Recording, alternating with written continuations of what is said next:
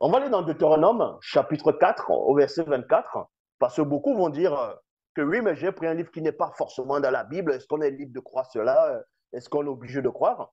C'est en cela où je vais aussi entrer dans les versions des Bibles classiques pour vous révéler qui est Yahvé, on va dire, ce fameux Dieu. Dans Deutéronome 4, 24, il est dit ici, car Yahvé, ton Dieu, est un feu plutôt dévorant, c'est un Dieu jaloux. Donc, Yahvé lui-même, il se révèle comme étant un Dieu jaloux. Oui, il ressent la jalousie, il ressent les émotions, des sentiments. Parce qu'il y en a qui disent que non, Dieu n'a pas de sentiments, Dieu ne ressent pas d'émotions. Mais puisque dans l'épître de Jean, on vous dit que Dieu est amour.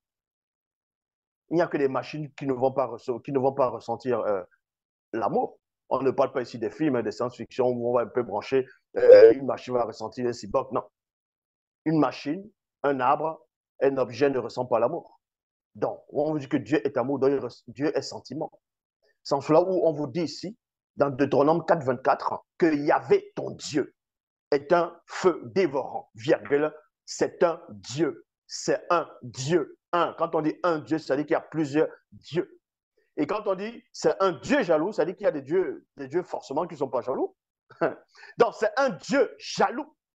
Bible du rabbinat français Zadokan, il est dit ici, car l'Éternel, virgule, ton Dieu, est un feu dévorant, une divinité jalouse. Une divinité jalouse. Nouvelle Bible seconde, on vous dit car le Seigneur, ton Dieu, est un feu dévorant, un Dieu à la passion jalouse.